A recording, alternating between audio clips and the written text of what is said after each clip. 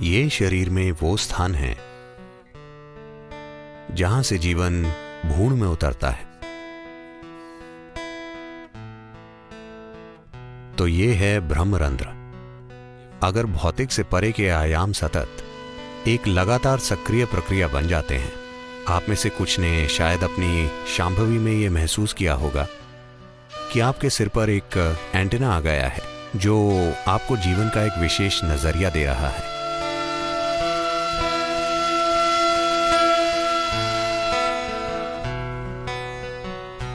अगर आपके घर में एक नवजात शिशु है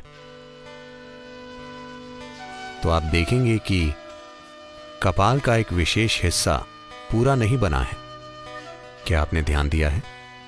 तो बच्चे को कोमलता से संभालना होता है। वहां पर सिर्फ त्वचा होती है, कोई हड्डी नहीं होती। तो यौगिक शब्दावली में इस भाग को ब्रह्मरंध्र कहते हैं। रंध्र का मतलब होता है एक मार्ग, जैसे छोटा छेद या सुरंग का मार्ग। तो इसे ब्रह्मरंध्र कहते हैं। तो ये शरीर में वो स्थान है जहां से जीवन भ्रूण में उतरता है। क्योंकि जीवन भ्रूण में आ गया है और जीवन अपने विकल्पों को खुला रखता है, यानी क्या ये शरीर उसे कायम रखने में सक्षम है या नहीं, तो जीवन विकल्प खुले रखता है। जीवन प्रक्रिया में इतनी जागरूकता होती है तो ये आखिरी मिनट तक उस चौर दरवाजे को खुला रखता है। वो इसे खुला रखना चाहता है। अगर वो अपने अस्तित्व के लिए उस शरीर को उपयोगी नहीं पाता तो वो शरीर को छोड़ देगा और ये शरीर के किसी दूसरे मार्ग से नहीं जाना चाहता। ये वहीं से जाना चाहता है जहां से आया था।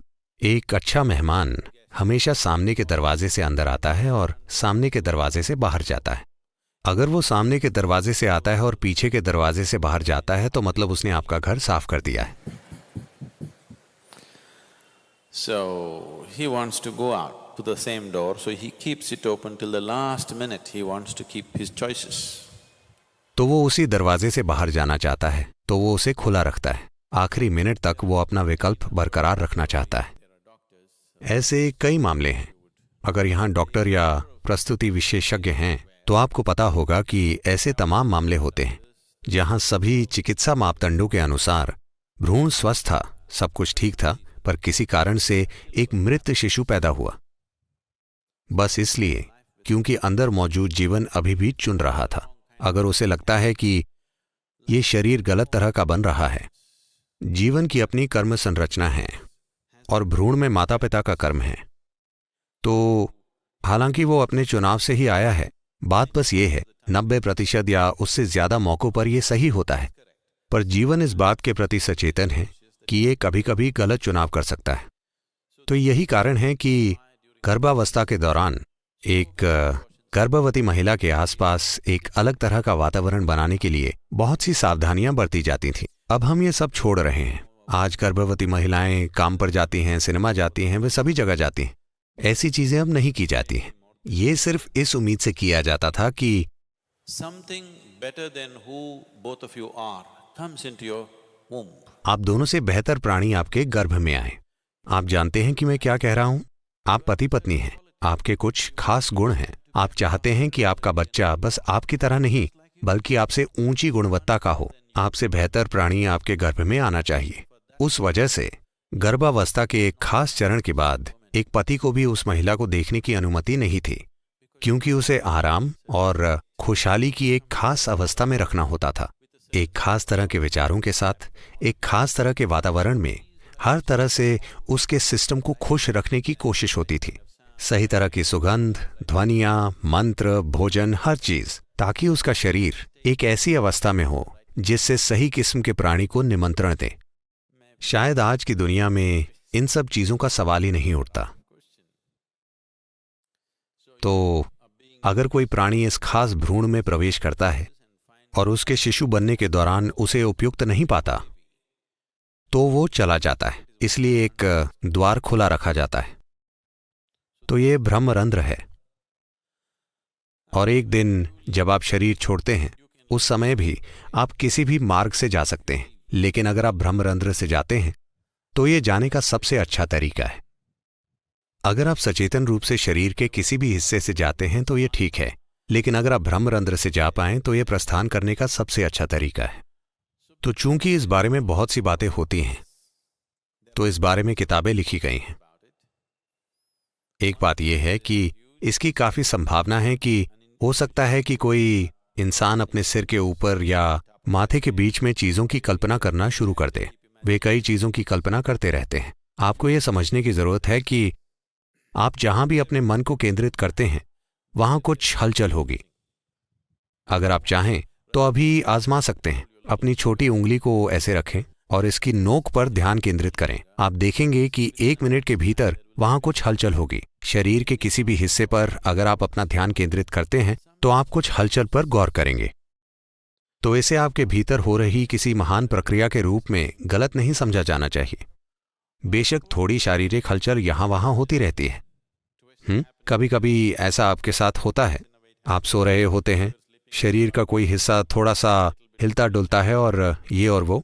खासकर अगर आप बहुत नर्वस हों तो ऐसा आपके साथ अक्सर हो सकता है। अगर आप सहज हैं तो शायद ऐसा ना हो। अगर आप थोड़े तनाव या दबाव में हैं तो ये आपके विभिन्न अंगों में हो सकता है, तो उसे भी गलत लेने की जरूरत नहीं है। मुझे नहीं पता कि मुझे ये कहना चाहिए या नहीं, क्योंकि अगर मैं ये कहता हूं तो आप हर तरह की चीजों की कल्पना करना शुरू कर देंगे। अगर आप ध्यानमय हो जाते हैं, जो कि आप बन रहे हैं, जब आप शांभवी करते हैं, मुझे ये नहीं कहना चाहिए, ये हर तरह की चीजों को जन्म देगा, क्योंकि लोगों की कल्पना बहुत प्रचंड होती है। मैं हमेशा उन्हें ऐसा कुछ भी बताने से बचता हूं जो उनके अनुभव में नहीं है, क्योंकि वो हर तरह की चीजों की कल्पना करना शुरू कर देंगे। वैसे भी अगर आप खुद के साथ ऐसा मत कीजिए, ये जरूरी नहीं है। अगर मैं अपना हाथ अपने ब्रह्मरंध्र के ऊपर रखता हूं, यहां तक कि 4 फीट ऊपर तक भी अगर आप इसे रखते हैं, तो आप अपने हाथ में एक स्पष्ट भाव महसूस करेंगे जो हमेशा एक 8 के आकार में होगा। अगर आप अपनी ऊर्जाओं को एक खास तरीके से रखते हैं तो ऐसा हमेशा होगा। ऐसा हर इंसान के साथ हो सकता है, लेकिन यह भीतर होता है, यह शरीर से आगे नहीं बढ़ता, क्योंकि सिस्टम में मौजूद 114 चक्रों में से अंतिम 2 चक्र शरीर के बाहर हैं। अगर भौतिक से परे आयाम सतत एक लगातार सक्रिय प्रक्रिया बन जाते हैं, आप में से कुछ ने अपनी शांभवी में कुछ पल के लिए यह महसूस किया होगा कि आपसे परे की कोई चीज सक्रिय हो गई है। तो अगर आपकी भौतिकता से परे एक आयाम आपके भीतर एक निरंतर सक्रिय प्रक्रिया बन जाता है, तब कुछ समय बाद ये 2 चक्र जो निष्क्रिय और शरीर से बाहर होते हैं, वे सक्रिय हो जाते हैं। अगर वे सक्रिय हो जाते हैं तो मतलब आपके सिर पर एक एंटेना हो जाता है। आपने पुलिस एंटेना देखा है? आपको अपने सिर पर एक एंटेना मिल जाता है जो आपको जीवन का एक खास नजरिया देता है।